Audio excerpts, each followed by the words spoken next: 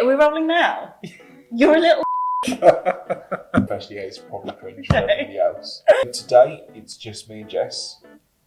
Sorry. Yeah, sorry about that. Oh, I love a networking event, mate. Yeah. Give me a glass of wine. We're almost those would go to an opening of a crisp packet type people. We like a drink. We like a drink. We're social butterflies. We like a drink. We like people. We like our industry and we like a drink. You never know who you're going to meet. You never know where you're going to go. And it's a thing that we wanted to highlight today because it's really, really good for both agencies, venues, suppliers, everyone to go to networking because it's another form of communication. Absolutely. You can hash your problems out. You can meet new people. Yep. And you can also find out what's going on in the industry. And I think that if you've either just come into the industry, yeah, or even if you've been in the industry for 30 years like yourself. 30 years. Hiya! Welcome back to Double Book! Brought to you by VBX Events. God, we're so smooth at that. We are really smooth at that. Or is it really cringe? Almost professionally, it's probably cringe for everybody else. Yeah, we hope you liked the episodes so far. What episode numbers were they, Ian? Don't even answer that. Okay, all right. So today it's just me and Jess. Sorry. Yeah, sorry about that. And we thought that something that is quite important, integral, I'd argue, to the events world is networking. Oh, I love a networking event, mate. Yeah. Give me a glass of wine. We're almost those would go to an opening of a crisp packet type people. No, we're not really. No, we're not. We're not really. But it is something that we're both big advocates for because we like a drink. We like a drink. We're social butterflies. We like a drink. We like people. We like our industry and we like a drink. Yeah, I think that sums it up. We like a drink and we like people. Okay, this is not Alcoholics Anonymous. Yeah. Hi, my name's Ian. But no, it is something that's really important. I think in our industry, I think that it's where most relationships are founded and stuff like that. 100%. I mean, it's how me and you first met. It is. As in what Izzy said to us today, when's your anniversary of when you first met? Yeah. Which was the 21st of July, 2021. True story. Don't look at me like that. And then in October of 21, VBX Events was born. Work husband. Yeah. So networking events are really important. They are really important. You never know who you're going to meet. You never know where you're going to go. And it's a thing that we wanted to highlight today because it's really, really good for both agencies, venues, suppliers, everyone to go to networking because it's another form of communication. Absolutely. You can hash your problems out. You can meet new people. Yep. And you can also find out what's going on in the industry. 100%. And also, if you are somebody new coming into the industry, especially if you go to, say, an exhibition style event, yeah, you get so much information. And there's loads of them. You've got CHS, Leeds and Birmingham, Confex, International Confex, the meeting show, PA show, production show. There's loads. And I think that if you've either just come into the industry, yeah, or even if you've been in the industry for 30 years like yourself. 30 years. I wonder if that's something I can drop in every episode. Yeah. Hashtag how old's Ian? Even if you've been here, it's worth just getting yourself out there. Yeah, definitely. And I think especially currently, because there has been so much change since the pandemic and stuff like that. I don't want to keep on harking back to it. But trying to understand who is where and who looks after what venue. Yeah. Who's your account manager for a particular group or whatever it might be. Yeah. And vice versa for venues and groups with agencies trying to reconnect and get back in and see people like we talked about a few weeks ago. It's So you know me, in the door. love asking questions. Yep. I'm not going to say that actually. Go on. No, I'm not going to say that. Go on. No, it's a bit personal. I was just going to okay. say, like, my other half just thinks I'm an absolute quizathon. Is that the right thing to say? Quizathon? Like, I asking questions all the time, bam, bam, bam, bam, bam. I don't know. No. I don't know what a quizathon is. No, nor do I. I feel like I've come Write to us at podcast@vpxagency.co.uk if you know what Jess is talking about, and if quizathon is actually a word, or like a quizmaster. Is that what you were looking for? Quizmaster. Oh, not a quizathon. Quizathon. Okay, so what I was going to say Yep. was fam trips. Yeah. 1, would you class fam trip as a networking event? 2, are they worth it? And 3, should you always attend? Yes, maybe. Please elaborate. So are they important? Well, no, sorry. Are they classed as networking, which is the first question? Yeah. I would say yes. Especially, it's a networking opportunity in any case for a venue that's hosting it, or if it's a destination, there's multiple sites that are hosting it. If it's like a joiner fam trip, like a multiple agencies, then it's also a networking opportunity for people like us to network with our peers and talk to other people, which I know we both love doing, to just, see how other people are getting on, how they're finding things. And again, we've talked about this a lot already, but that peer-to-peer support as well, which you get in those communities. So yeah, I would class it as networking. Just to clarify as well, a fam trip, just in case people don't understand what a fam trip means. I can't imagine. What's a fam trip, Jess? What does fam trip stand for? It means a familiarisation trip. Yeah, Did I say it right? Familiarisation. Yeah, familiarisation. Yeah. It's a fam trip. It's a fam trip. And for anybody who doesn't know, a fam trip is where, say, a hotel or venue would invite you to go. They normally provide dinner and host you and tell you all about it. So you get to see the site, or potentially it could be a destination. You'll see multiple places. But it's a really good way to learn and experience what a venue or destination is like. This is a question for both of us. Okay. What's our favourite fam trip?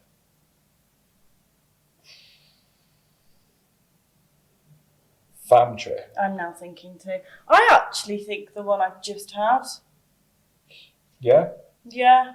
Down to Oxford? Yeah. Yeah? I think I've got 2. Okay. So I was invited by Graduate Hotels to go down to the Randolph Hotel in Oxford, which is beautiful. And we had dinner. You go and see the conference facilities, which is great. But they did something different. And I think what's important on a fam trip is that do something memorable. Yeah. Do something that agencies and people are going to remember. Yeah, if it's a bog standard, go down to a hotel, have dinner, get up the next morning, see the conference facilities and buy. Yeah. I'm not going to remember you, hun. Yeah. It's toodaloo for me. So this weekend, they took us to the Oxford-Cambridge boat race, which was really nice. Very posh. Very bougie. Very bougie. Very rah. Yeah. Cambridge, Oxford. But it was really cool though. Okay. And that was really memorable because from my point of view, I've never seen the boat race like that. I've only seen it, watching it from Putney Bridge or embankment and just seeing it for 10 seconds going by with a beer in my hand. So from that point of view, it was really cool. You also met up with different agencies that were there, and I met a couple of people, like 2 elder ladies from Helms Briscoe, which were just honestly the most adorable, nicest ladies. Yeah. I literally just wanted to hug them and take them home. How much had you drunk at this point? I was at least 2 bottles of champagne deep Okay. at this point. Good work. At lunch. Proud of you. Yeah, thanks. So and it was really, really nice because it was memorable. And then we went back and stayed the night and just relaxed. So that was really nice because also it's the company. The company makes it a difference. Yeah, definitely. And then I had one at Edinburgh Park, and that was really nice because that was in the countryside where I love the countryside. Yeah. We went to Cheltenham races, turned up in a really nice Bentley. You were looked after. It was really nice, but it was also my birthday. Oh, okay. So we had private dining, and they all sang happy birthday. And the venue knew it was my birthday, and made me cake and everything. But so I didn't expect that. So you were centre of attention, and you loved it. Yeah. Yeah. Shit. I know you mean it's going that little bit extra. It's going a little extra. And actually, we say this now, and we were talking about it at the weekend.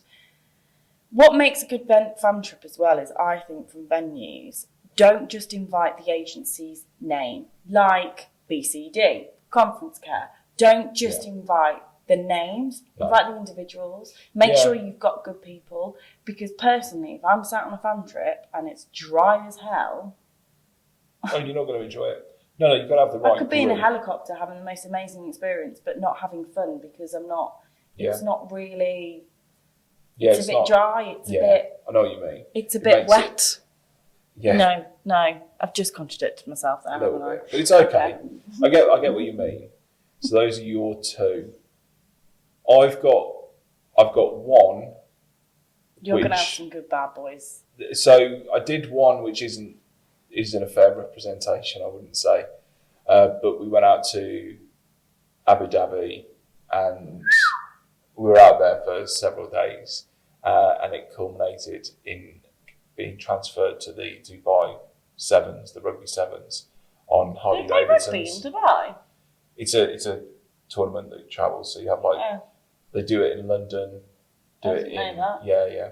So they do it all over. Basically, it's a global tournament, and it moves from city to city. So they basically set it up in the middle of the desert. So, so we were transferred there on the back of Harley Davidson's.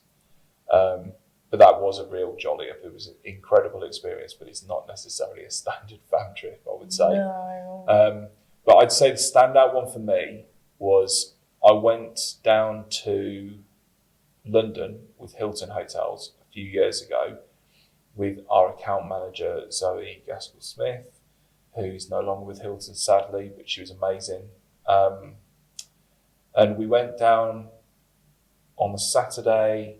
We saw a few hotels, ended up at the Hilton Bankside, had steak in their steak restaurant for dinner, and then she'd organised a surprise for us.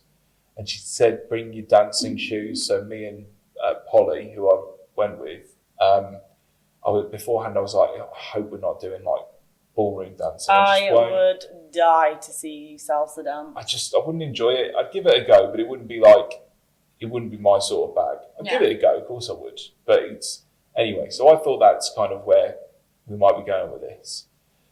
But when we walked a short distance from the hotel and stopped, and she said, right, we're here, look up. And we were stood at the base of the Shard. And at the time, it was like the first Saturday of every month, whatever it was. One Saturday a month, they do a silent disco at the top of the Shard. Shut up. The view from the Shard. And it wasn't just a silent disco. You had 3 DJs, all assigned with a different colour. And the DJs battle off against each other to win over the crowd. So you can see by the headphones changing colour from green to blue to red, whatever it was, who was listening to what. Oh, that's It was so good. And I tell you what, I remember picking up my headphones, putting them on, and walking up the steps. To ABBA. No, it wasn't ABBA, no. I would have changed channel immediately. But it was Africa by Toto. Oh, so every time I hear that song now, I think of that. It's literally a memorable takes me back there. How did you survive with being so high up? You hate heights. I just stayed away from the edge. Just stayed away from it. And it was at night, so it was dark, so it wasn't as easy to... but yeah, so that was cool. And then the following day, load more side recce's. We had a lunch at Scion Park, which turned into a bit of a boozy lunch in the sunshine. And then we went to see Craig David at Wembley Arena. Oh, shit. I should have said... Insane. I'm really sorry. The Belfry. Why? Where did they take me last year? Oh, yeah, let's see. I'm really Ginger sorry. Ed. I went to go see Ed Sheeran. How can I forget that? Yeah. Sorry, Dal. Sorry, Katie. Yeah. You know I love you. She does. But it's more a case of, but this is more fun trips.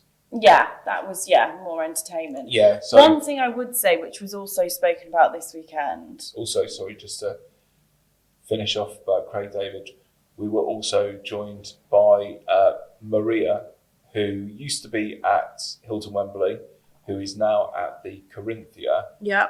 who's a little star. So shout out to Maria, because she joined us and hosted us at the Hilton Wembley That's for a nice cocktail little before. shout out. Yeah. So we're shouting out everyone. Shout out everyone. Shout out everyone. So we spoke about this weekend because we were talking about fun trips and everything. And basically, I was with someone from Amex, and we were talking about she was going from Oxford to Scotland to somewhere else. And Ryan said to us, is it not a lot? Like, do you not just get absolutely, Burned out? Yeah. Yeah. And my biggest thing to venues, when you're talking to like the Hiltons, the Radissons, the big groups, don't put so many venues in one day or over 2 days. By the end of the day, I'm not going to name who it was, but we did a day site visit, didn't we, in London a couple of weeks ago, and we saw 4 venues in one day from 10 a.m. literally till 3 p.m. Yeah. 4 venues across London. It's tiring. And I also, whether rightly or wrongly, this is an open, thing. Our podcast is meant to be brutal and honest in that sense. Mm-hmm. By the last one, I don't even know what hotel I saw. I do, but that's because it's me. I do, but I don't remember much about it. I don't remember the first 2 names. Okay. Yeah. Right? It's just a lot. Information overload. Yeah, it's just a lot. Yeah. I'm tired. Yeah. I then get grumpy. I'm then gasping for a glass of wine. Yeah. I'm just a bit like... It's just... It was and also know where your agencies are. I'm not asking, a lot, but if we're coming from the Midlands and we're going into Birmingham, start it like a bit later, do it a bit to give us time. We'll understand that, you have to allow for that journey time, because otherwise, especially if we have to be in London and we're not staying the night before, and let's face it, as we all know, the rates in London for bedrooms at the moment are insane. I saw bedrooms the other night when I was down there that were sort of £500-600 a night B&B, which is just nuts. But yeah, it's about making it. You've got to get that balance right. Make it run a bit later if you need to. From my point of view, that's just a thing with fam trips and site visits. Just don't overload. Don't try and think we've got to get loads in. We've got to get these agencies to see everything. If anything, it's another opportunity for you to invite them back. Yeah, no, definitely. Here you are. So, not fam trips, but networking events. So forums and things like that. What's your view on speed dating? Well, speed networking, speed dating. Speed dating, we can talk about. Well, I wouldn't know. But it's speed networking, and you're sat on a table or you have to go around. I don't like it. At all? Well, I've only been to one because I had my first one, I didn't like it, never really again. And I just don't think I got much from it. But it's because the speed networking was at the end of the thing. Got you. So you have your 2 minutes and then you go. Yeah. There's no point. You should do it at the start, which I'm guessing most people do. Do it at the start. So then you can pick and choose who you like and chat to it. But for me, I think the best type of networking forums and things, and it's not all about alcohol at all. No. But it does relax people. It does make people feel a bit more relaxed, a bit more comfortable. It does. It pulls people together. My producer's really shaking his head at me. Yeah. Sorry. But no, it's the forums where you have dinner, you sat around, right? So my agency Beam engagement events, we sit down, right? And it's not necessarily a proper, it's a full-on networking event in a way. Yeah. But we sit down at a round table there could be 10 of us. We hash out what we feel is a problematic thing that's going on in the industry. And then you have dinner and you have drinks afterwards. And for me personally, I can learn from some of these people that are top dogs that I respect in the industry so much and that I absolutely love. So for me, it's a really, really good thing to have those intense, small round table ones. I personally would say no to speed networking and speed dating if anyone's interested in that too. Yeah, I think it has a place, but it has to be done in the right format. I remember doing one once. I won't say where I was because it'll sound really bougie, and I don't want it to sound bougie. But there was probably 150 suppliers maybe, and 150 buyers in a room. As a buyer, you were sat down, and then I probably had 24 to 30 appointments in one day, and you just sat down, and they come to you, talk at you for 2 or 3 minutes, and then they're off. And by the end of the day, I was frazzled. I couldn't. Some people went to the bar for a drink, and I was like, I just need to go and lie down for a minute because I can't communicate at all. I can't talk or listen. I just need half an hour just to do nothing, basically. And I can't remember anybody who I sat down with throughout that day. Flip side, the M&I forums, which I find to be the best setup and Are format. these the ones abroad? They do tend to be, yeah. Well, hopefully you'll get out to Como later in the year. Big up Lake Como. But the ones that I've attended in the past, the balance is right because you have half a day of networking, speed networking, and then you have a half a day of activity or something, so you can still network with people, but it's not as formal. And the 2 minutes or whatever you get, 2-3 minutes. Is it literally 2 minutes? 2 or 3 minutes in between. Well, this is where they've got to get it right because it's a 2 minute pitch. Exactly. So my biggest gripe with this scenario, gripe, grumble, ick, gripe. It's worse. It's not a What are worse. you laughing at, youth? Oh, you don't like it when I say ick? Sorry. Been told. Shouldn't do that. Carry on. Your biggest grumble. Yeah, my biggest grumble with the networking in that style is when you've got 2 or 3 minutes and the venues ask you literally simple things about your agency, and it's kind of like you could do a bit of research online before you get out here and make some notes next to VBX or BCD or Intel or whoever it might be, just saying, right, okay, blah, blah, blah agency, blah, blah, blah, blah, blah. And then you've got something to lead on, rather than you've got 3 minutes. And at the end of the day, it's the suppliers who basically pay for your audience, yeah? So as a buyer, you attend and there's no cost to you. Whereas the So what sort suppliers, of simple questions would they ask? So you'd sit down and they'd just go, find? so tell me about PBX. Right. Where are you based? Well, you should know that anyway. Well, that's what I mean. So it's simple things that you can, it's not all of them. For me personally, that will put me off. Yeah, well it does a little bit. And you kind of, and another one actually, sorry I'm not going off on a tangent. He's lit up. But sometimes what you get at these things is 2 people will share a table. Yeah, so because it's more cost effective that way. So they will buddy up. Yeah. And they will have the same table and they split the time. Yeah. So you go first as venue A and you're telling me about that, yeah? Yeah. Izzy then starts talking to me about her venue and you get your phone out and start looking at your phone, or you get your tablet out or your laptop out and you're tapping away. And it's like, come on, man. I know you've listened to it all day. We're in this together. But they've just listened to you. Just, why am I going to listen if you're distracted and looking at your phone? I just think it's bad etiquette. But that's just me being grumpy. So you do some don'ts of networking is basically research. If you're going to do like something like that, research. Because also, just on that, I'd just like to say, I totally understand that somebody might respond to that and say, well, you could research about our venue, and you're right. But my feedback on that is more a case of you're paying for this. Yeah. So it's your time. You want to get the most out of it. You want to get the most out of it. So just do a bit of research on where we are, how big the company is, if you can find that out, which actually you provide on your form anyway. Yeah. So you have like a company profile.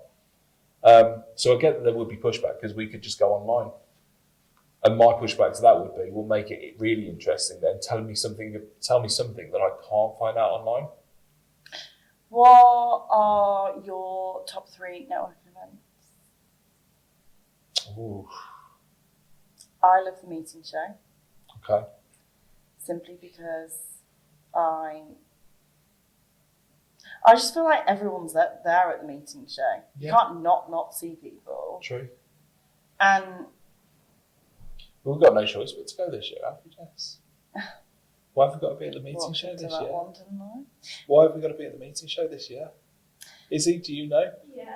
You know? Do you know, Jess? Why have we got to be there this year? Because me, Jessica Hobday, has become one of the winners of tomorrow's Top Talent. Is that it? Tomorrow's Talent of 2023? Tomorrow's Talent of 2023. Woo! Woo, woo, woo, woo! Look at us, smashing it alive. Massive congratulations on that, mate. Good work. And I'm being sincere there for anybody who's listening. I am being sincere. If that sounded sarky, genuinely. Don't worry, when it was announced, I was with Douglas O'Neill, Nick Scott, and Daz and Adam, and they all took the mick out of me and said, well, you're not today's talent, are you? So you can celebrate it tomorrow. I mean, that's probably the response that I would have had. After applauding you. Thanks for the support, guys. Yeah, I probably would have then been like, yeah, but I mean, you're not today's talent, tomorrow's talent, to go yourself. But yeah, the meeting show, I love the meeting show. I don't know why, I just feel every time I go, I get a buzz from it. Yeah. Everyone's there. I get questions that, I want to ask. The little, what are they called? When you go off and you get like little educational things. Yeah. Those little educational things are quite good. Yeah. And you all go to the Fox and have a drink afterwards. Yeah. It's good. It's a good thing. Again, ends with a drink. Again, not Alcoholics Anonymous. True story. But you're right. But yeah, it's a good one. And I do like CHS. I think I like that CHS is in the Midlands. Yeah, I do. I know we do need to go to the Leeds one, but it just happens to be timings. And obviously the one in Birmingham is on our doorstep, so that makes sense to go there. So no, I agree with that. I think the Beam venue showcases are good. Do you know what? Actually, Ryan told me you should tell this story in your next podcast. Remember the Bath Beam showcase? Yes. And we followed the white dog. Yes, I do remember that. Yeah. I'm going to leave that story there.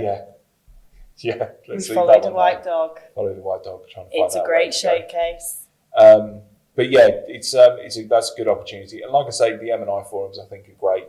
And yes, they're international, but that's not necessarily a bad thing. I would still be a big advocate for them if they were UK based and we were going around the UK to different destinations. If they start doing that, I want to cut because that was just my idea, clearly. It's on record. But no, I think just the format, the fact that you have the networking elements of it, which are great just for those intros, but then you've got activities and more chilled, relaxed networking opportunities. And that's where you can actually form those relationships a bit more. It's forming relationships, which is great, and I love forming the relationships. I mean, we're so lucky to have such close friends in the industry now that support us. But for me as well, it is the educational things. It's learning more about the industry. Yeah. And I mean, it's about why we are doing this podcast is bridging the gap. Bridging the gap. Yeah. Not building. Bridging the gap. Is that it's a great opportunity. Even if you're doing it through MIA, AEIO, AIEA. That one. And Beam. Sorry if you get offended that I can't pronounce it and get confused. It's okay. There's lots of stuff. If you haven't picked up already, there's lots of stuff that you can't pronounce. But it's okay because we love you for it. Thank you. So yeah, all these associations, when they do their networking educational piece, like when we did the finance forum, like there's loads of different ones. It's learning about what I was going to say riddles, but what pisses venues off, what annoys agencies, what annoys suppliers, and having a conversation about it, learning about it, and learning what the solution could be together. Yeah. That's why networking is also good. So when our CEO sometimes says, "What's the point in you always going out bloody networking?" Rah rah rah. Well, actually, he is jealous. Yeah. It has total FOMO, but I think I can go back and say, well, hang on. So far, Ian and I have learnt this. We've so far tackled this. We've so far managed to do this. Like, it's a good thing. Like, you might not always get ROI on it, but we're bloody learning. But that's the thing, when you talk to a lot of the suppliers who attend these things, some of the suppliers have challenges in regards to their MD, CEO, finance manager, whoever it is, who will be, when are we going to get a return on this? When you can't guarantee it, maybe not for 6 or 12 months, especially when it comes to international travel. So you can't measure it that quickly. But I think the key thing is with any of these networking events and opportunities, make the most out of it, engage in it, and turn up to your appointments.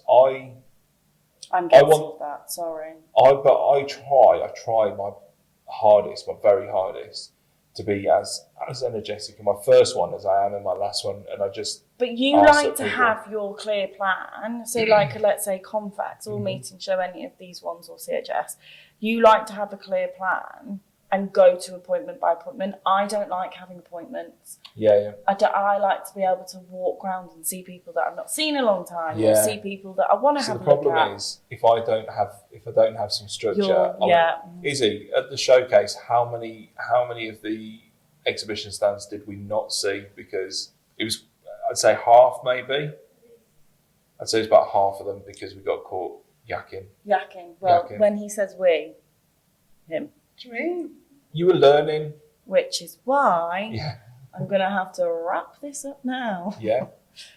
But, yeah. One very last thing on, it's a funny anecdote, funny story about a networking thing, speed networking thing. So I can't remember where I was now, but it was a speed networking thing, and it was the last day. So I'd probably done, I think, 3 days of these speed networking things. And I sat down on this table, and there was this, I'd say, young lady. I can't even remember the destination now because this is almost how bad this experience was. I sat down. She's like, so we've got restaurants, we've got bars, we've got hotels, and immediately I'm like, okay, but so has every other destination in this room has got what you've got. She was going on, and I had to interrupt her. And I wasn't rude, but I just said, look, I need to know something special, something that's unique to your destination that is going to make me remember it. You know, what is stand out? What have you got that other destinations don't? And it didn't work because obviously I can't remember the destination now. But she turned around, she was like, well, we've got an underwater wine cellar. And I was like, okay. Underwater wine cellar?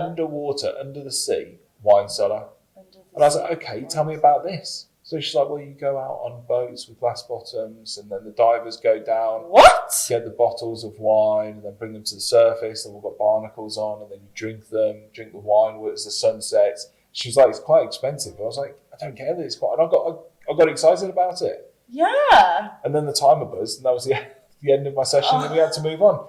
But it's that stuff. It's like those unique gems. I can tell you everything about that experience that she explained to me, but I can't tell you where it was. So she could have got me with the hook of the why. So basically, to our lovely venues that we love, do a bit of research and tell us more about you. Yeah. Make it memorable. Yeah. Make it, and it's hard to make it memorable. we get that. Sometimes can be costly.